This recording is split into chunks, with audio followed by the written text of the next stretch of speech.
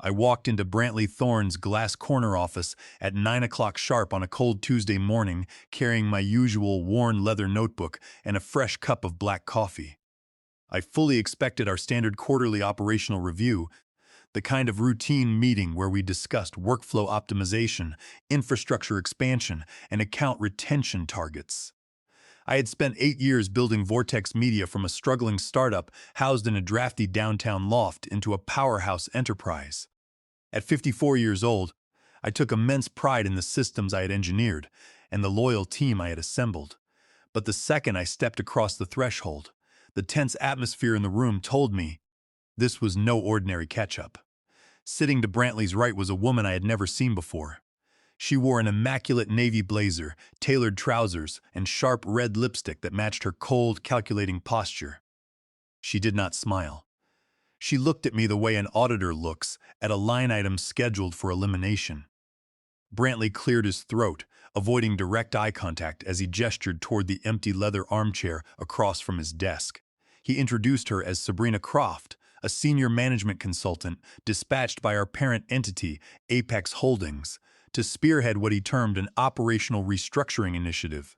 Without making small talk, Sabrina unclasped a sleek leather folder and slid a single sheet of paper across the polished mahogany table. There was no company letterhead at the top, only a bold header that read Proposal for Compensation and Organizational Realignment. I picked up the document and scanned the first paragraph, feeling a cold knot instantly tighten in my stomach. The terms were brutal and unapologetic. They were reducing my base salary by 65%, effectively stripping away over $100,000 of my annual compensation. My executive title as Director of Client Operations was to be dissolved and replaced with a non-management role titled Senior Operations Advisor. The memorandum stated that if I refused to accept these restructured terms by 4 o'clock on Thursday afternoon, my departure would be processed as a voluntary resignation with zero severance pay, zero accrued bonus payout, and zero continuation of executive health benefits. I looked up from the paper, staring directly into Brantley's eyes. I had stood beside him during the early days when the company barely had enough cash reserves to cover payroll. I had worked 80-hour weeks, personally managed our largest client accounts, and skipped vacations so our operational infrastructure would never fail. He knew my personal circumstances better than anyone in the building. He knew I was a single father, raising my 14-year-old son, Toby, alone after my wife passed away. He knew I was paying a heavy mortgage and saving every surplus dollar for Toby's upcoming college tuition. They knew I relied on this income, and they believed my parental responsibilities made me vulnerable, desperate, and entirely incapable of fighting back. Sabrina leaned forward, her voice dripping with artificial professionalism, as she explained that current market benchmarks for centralized operations dictated these adjustments. She claimed that my historical compensation structure was no longer aligned with Apex's streamlined corporate model. Brantley added softly that while they valued my long-standing dedication, the market had changed and everyone was expected to make sacrifices for the broader strategic vision. It was a classic corporate trap. They were attempting to force me out without triggering a formal layoff that would require severance payments or public disclosure. They wanted me to bow my head, sign away my rights, and accept breadcrumbs out of fear. But as I sat in that leather chair, feeling the pulse pounding in my temples, I refused to give them the reaction they so arrogantly expected. I did not raise my voice, I did not show anger, and I certainly did not shed a tear. Instead, I carefully folded the paper in half, placed it inside my leather notebook, and looked Brantley straight in the eye. I told him calmly that a decision of this magnitude required careful review and that I would provide my formal response in 48 hours. Sabrina looked slightly surprised by my composure, while Brantley gave a brief, relieved nod, clearly glad to avoid an immediate confrontation. I stood up, adjusted my jacket, and walked out of the executive suite with the same steady posture I maintained every day. I walked past the rows of cubicles where my team worked, keeping my expression neutral so no one would suspect the storm brewing beneath the surface. But the moment I reached the quiet safety of my car in the parking garage, the intense weight of the betrayal hit me like a physical blow. I sat behind the wheel, gripping the leather cover tightly, as anger and disbelief washed over me. 65% of my livelihood wiped away with a single stroke of a pen by executives who had never spent a single night troubleshooting a server collapse or calming an irate enterprise client. For a brief moment, the sheer pressure of my financial obligations rushed through my mind, thinking of Toby's future, our home, and the years of sacrifice I had poured into a company that now viewed me as disposable.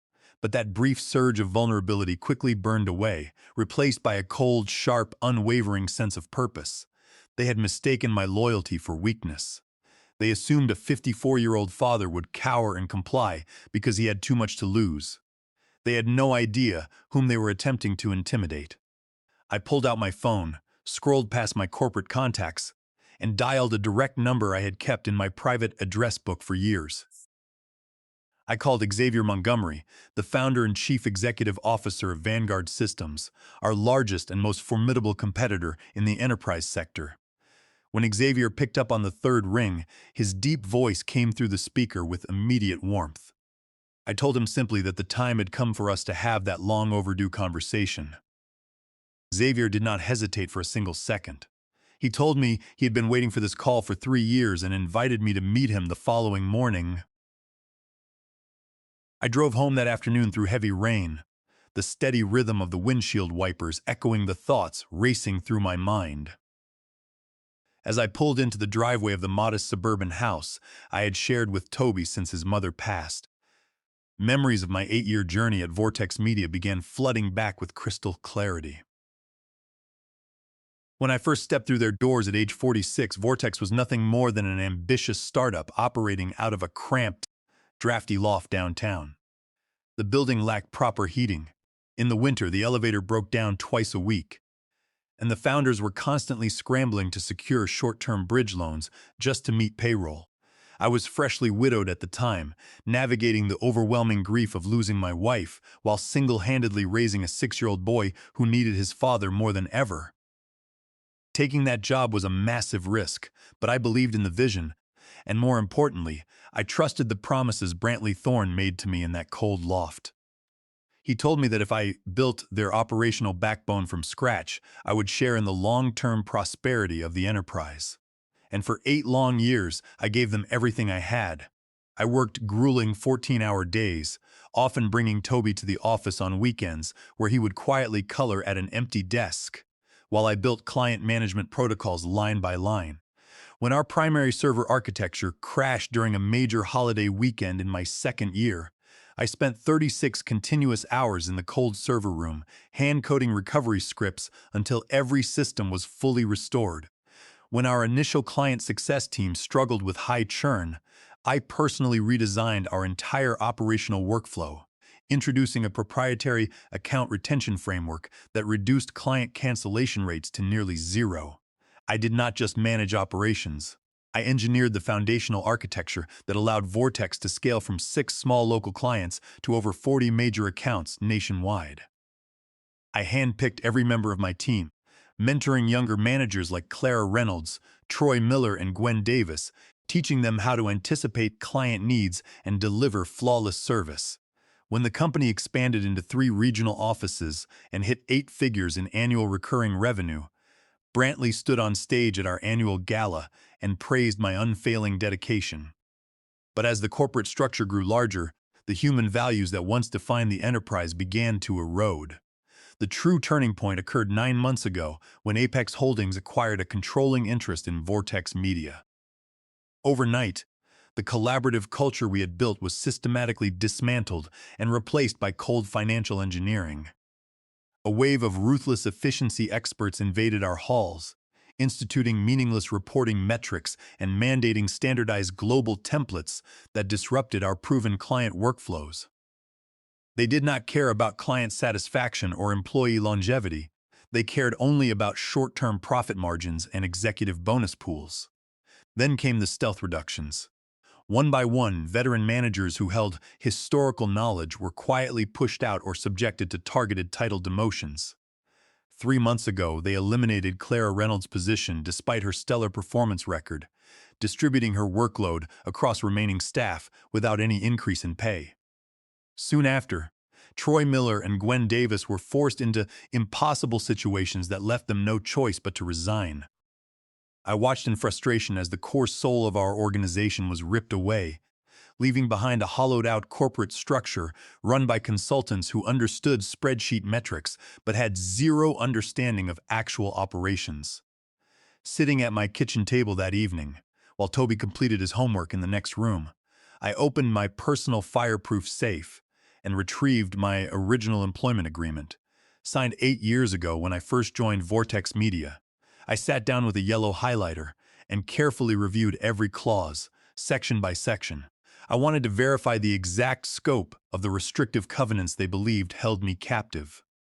What I discovered brought a sharp, confident smile to my face.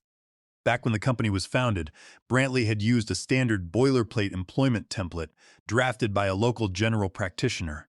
The agreement contained standard non-disclosure obligations regarding trade secrets, but the non-compete clause was completely unenforceable under state law due to overly broad geographic scope and vague temporal restrictions. Furthermore, Section 11, Paragraph 2 of the agreement explicitly stated that any unilateral material reduction in base compensation or executive responsibilities by the employer constituted a constructive dismissal. Under established labor law doctrine, such a material breach by the employer immediately relieved the employee of all post-employment restrictive covenants, while preserving full rights to pursue legal damages for wrongful termination. Even more crucial was a separate intellectual property addendum I had insisted on signing during my 3rd year at the company. Before joining Vortex, I had independently developed and copyrighted a proprietary client data orchestration framework, a unique software script and workflow methodology that automated complex enterprise integrations. Under Title 17 of the United States Code, Section 106, I retained exclusive personal ownership of that underlying intellectual property, having merely granted Vortex a revocable, non-exclusive license to utilize the software during my active employment as Director of Client Operations. Brantley and Sabrina had assumed I was just another corporate manager clinging to a salary, completely ignorant of contract law and intellectual property rights. They believed my age and parental status made me powerless. They had no idea that while they were plotting to cut my salary by 65%, they were handing me the exact legal leverage required to dismantle their entire operation. On Wednesday morning at 10 o'clock, I met Xavier Montgomery at a quiet, upscale coffee lounge located in the financial district, far away from the corporate offices of Vortex Media. Xavier was an imposing man in his late 50s with sharp gray eyes, a tailored charcoal suit, and a reputation for absolute integrity in the technology sector. Joining him at the corner table was Clara Reynolds, my former Star Operations manager who had been pushed out by Apex 3 months prior and was now thriving as a senior director at Vanguard Systems. Seeing Clara's bright, confident smile immediately reassured me that leaving Vortex was not just the right move, but the only move. Xavier stood up to shake my hand with a firm, genuine grip, thanking me for taking the time to meet. He did not engage in corporate posturing or fake pleasantries. He got straight to the point, explaining that Vanguard Systems was preparing for a massive enterprise expansion and desperately needed a proven operational leader who possessed deep domain expertise and unassailable client trust. Xavier opened a sleek leather portfolio and presented a detailed dossier summarizing Vanguard's strategic growth plan. He looked me in the eye and stated plainly that for years, Vanguard had tried to penetrate the top-tier enterprise market, but had repeatedly run into a brick wall because the key decision-makers at those major accounts were fiercely loyal to me. He named the 6 largest enterprise accounts at Vortex, accounts representing over $45 million in annual recurring revenue, and pointed out that every single one of those client relationships had been built, nurtured, and maintained exclusively by my operational team. Xavier explained that his market intelligence indicated Apex Holdings was preparing to strip away dedicated account management in favor of automated support queues, a move that was already causing severe friction among those high-value corporate clients. He told me that Vanguard was ready to offer me the position of Senior Vice President of Client Operations and Growth, giving me full executive authority, a seat on the executive operating committee, and complete freedom to build my department without corporate interference. He then handed me a formal written offer sheet, signed directly by himself and the board of directors. I carefully scanned the terms. The base salary was set at $230,000 per year, $50,000 higher than my original salary at Vortex, and nearly 4 times the insultingly slashed figure Sabrina Croft had tried to force upon me. The package included a 25% annual performance bonus tied directly to account retention, a substantial equity grant in Vanguard Systems, full executive health, dental, and vision coverage for both myself and Toby, and a flexible working arrangement that prioritized work-life balance. But far beyond the exceptional financial terms, what moved me most was the explicit language written in the agreement. It formally recognized my historical achievements, acknowledged my leadership status, and provided complete indemnification and legal defense against any frivolous post-employment litigation that Vortex or Apex Holdings might attempt to initiate. I laid the document on the table and looked at Xavier and Clara. I told them that while the offer was outstanding, I intended to execute my departure in strict accordance with federal labor statutes and intellectual property law. I explained the exact details of my proprietary client data orchestration framework, registered under Title 17 of the United States Code, Section 106. I revealed that Vortex Media's entire operational delivery for those 6 major enterprise accounts relied directly on software code that I personally owned and copyrighted. Upon my formal resignation due to constructive dismissal under Section 11, Paragraph 2 of my employment contract, I would immediately issue a formal revocation of their software license, rendering their automated delivery architecture completely non-functional until they spent hundreds of thousands of dollars re-engineering their systems from scratch.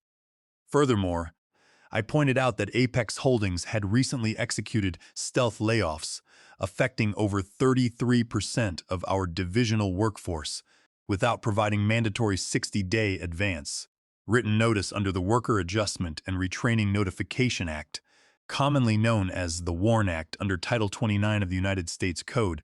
Section 2101, Xavier listened with an expression of profound admiration, while Clara let out a soft laugh of pure satisfaction.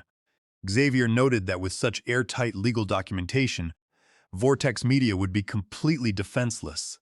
Not only were they facing the immediate loss of $45 million in annual client revenue, but any attempt on their part to enforce an invalid non-compete or continue using my copyrighted software would expose them to severe statutory damages, federal copyright infringement penalties, and massive regulatory fines under federal labor law. I shook Xavier's hand firmly, accepting the offer as Senior Vice President of Vanguard Systems, and agreed to officially assume my new duties the following Monday. With my new executive contract signed, secured, and stored safely, in my briefcase, I spent Wednesday evening preparing my formal exit documentation. I compiled precise system logs, copyright registration certificates, contract clauses, and communication records onto an encrypted external drive. I was not walking away as a defeated veteran accepting a forced demotion. I was walking back into Vortex Media as an immovable force, ready to deliver a masterclass in executive retribution. On Thursday morning at 8:45, I arrived at Vortex Media for what would be my final day inside the building. The sky outside was bright and clear, matching the calm, resolute focus that settled over me as I rode the elevator up to the executive floor. I carried a single dark leather briefcase containing 4 neatly collated sets of legal correspondence, drafted in coordination with my personal employment attorney. I walked past the quiet rows of workstations toward the main executive conference room, known around the office as the Summit. Sitting around the long glass table were Brantley Thorne, Sabrina Croft, and our corporate human resources director, Lori Wallace. Brantley looked up as I entered, a complacent smile playing on his lips as if he expected me to sit down, hand over a signed acceptance form, and humbly thank them for preserving a fraction of my job. Sabrina sat with her leather folder, open, pen poised, ready to check off another successful restructuring task on her corporate agenda. I sat down at the head of the table, opened my briefcase, and laid 3 stapled documents in front of them. I did not smile, nor did I allow any trace of emotion to enter my voice. I began by stating that I had thoroughly reviewed their proposal regarding my compensation and organizational realignment, and that I was officially declining their terms. Lori Wallace immediately leaned forward, her voice taking on a practiced HR tone as she reminded me that declining the proposal meant my employment would terminate at 4 o'clock that afternoon as a voluntary resignation, forfeiting all rights to severance pay or executive benefits. I looked directly at Lori and told her that her assessment was legally incorrect. I directed their attention to Section 11, Paragraph 2 of my original employment contract, pointing out that their unilateral demand for a 65% reduction in base pay constituted an explicit material breach of contract and constructive dismissal under established state and federal employment law. Therefore, my departure was legally classified as an involuntary termination without cause, initiated entirely by the employer's breach. Brantley's smile vanished instantly, replaced by a sudden look of sharp unease. Sabrina frowned, her confident posture stiffening, as she asserted that corporate restructuring during an acquisition was fully protected under standard business judgment rules. I turned my gaze to Sabrina and informed her that business judgment did not override federal statutory compliance. I pointed out that over the past 90 days, Apex Holdings had terminated 18 employees out of our 54-person divisional workforce without issuing mandatory 60-day written notices, a direct and willful violation of the Federal WARN Act under Title 29 of the United States Code, Section 2101. I informed them that a formal administrative complaint documenting these systemic WARN Act violations had already been prepared for submission to the United States Department of Labor. Sabrina opened her mouth to object, but I raised my hand slightly, stopping her cold before she could speak. I then pulled out the final legal document from my briefcase, a certified copy of my federal copyright registration certificate under Title 17 of the United States Code, Section 106, covering my proprietary client data orchestration framework. I looked Brantley dead in the eye and explained that the core software automation power of Vortex Media rested entirely on code I had independently created and copyrighted prior to my employment. I stated clearly that effective at 4 o'clock that afternoon, upon the formal severance of my employment due to their constructive dismissal, the revocable operational license granted to Vortex Media was permanently revoked. Any continued utilization of my proprietary software architecture after 4 o'clock would constitute willful federal copyright infringement under Title 35 of the United States Code. Section 271, subjecting both Vortex Media and Apex Holdings to immediate federal injunctive relief and statutory damages exceeding $150,000 per willful infraction. The silence in the conference room became absolute. Brantley turned pale, staring at the copyright documents as if they were a ticking bomb. Sabrina's artificial composure completely shattered. Her pen slipped from her hand and clattered onto the glass table. Lori Wallace sat frozen, realizing that corporate HR had failed to perform basic due diligence before attempting to force out a senior executive. I stood up slowly, picked up my briefcase, and announced that I was walking straight to my desk to pack my personal belongings. I added calmly that as of 9 o'clock the following Monday morning, I would be assuming the role of Senior Vice President of Client Operations and Growth at Vanguard Systems. Brantley gasped, sputtering that Vanguard was our direct rival and threatening to sue me for breach of non-compete covenants. I looked back at him from the doorway and reminded him that their own material breach of contract had rendered all restrictive covenants completely null and void, leaving me entirely free to compete. I walked out of the summit and headed to my corner office to collect my personal photos, awards, and reference books.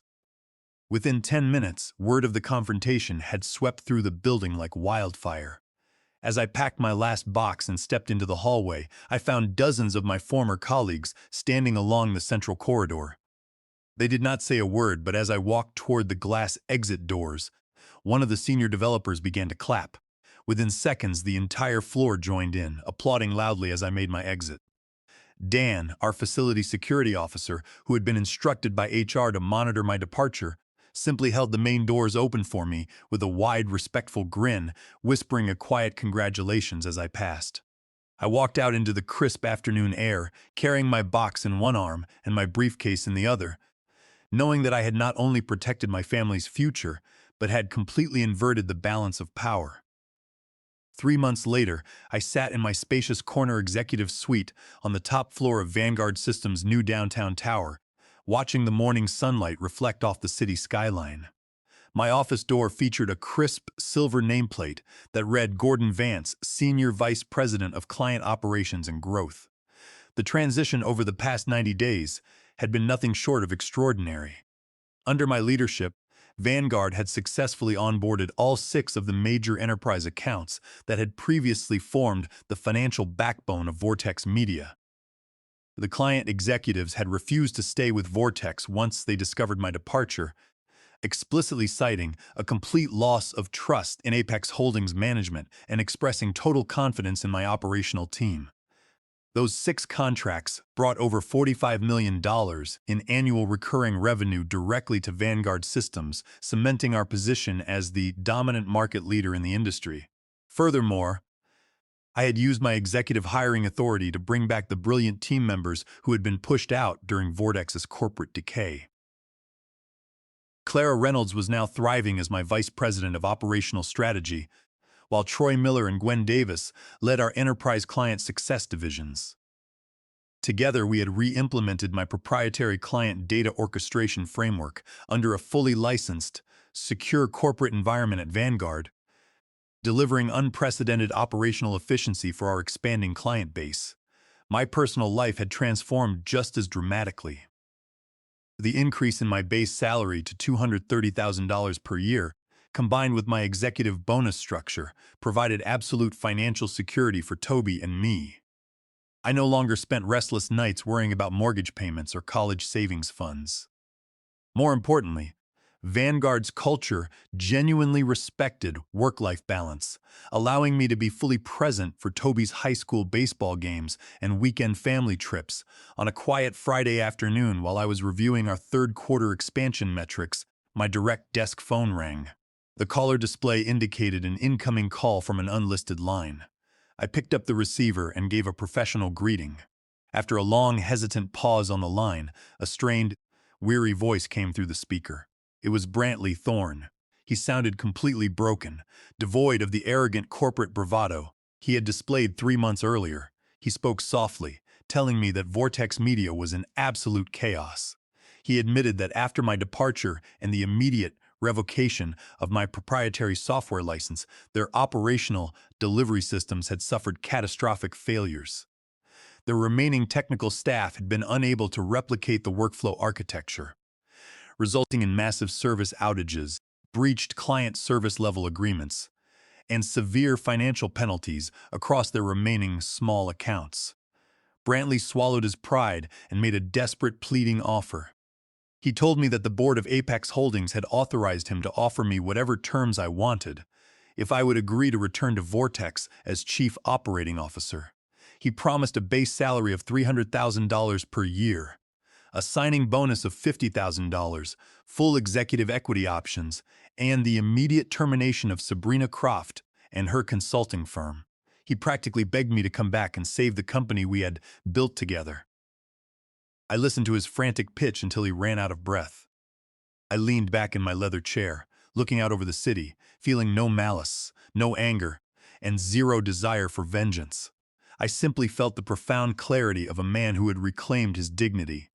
I told him quietly that I did not need more money. I needed respect, and that respect was something Apex Holdings could never provide.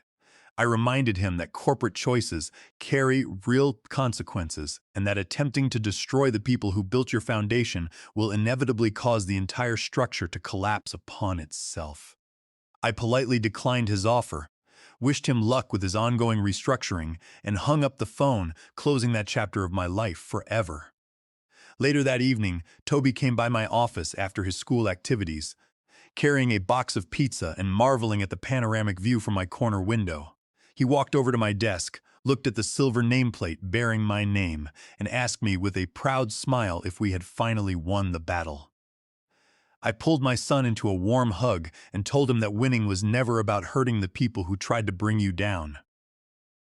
Winning was about having the courage to stand up, knowing your true worth, protecting the people you love, and building something stronger, nobler, and far more enduring on your own terms. For every working professional navigating the cold realities of corporate restructuring, my story remains a standing testament.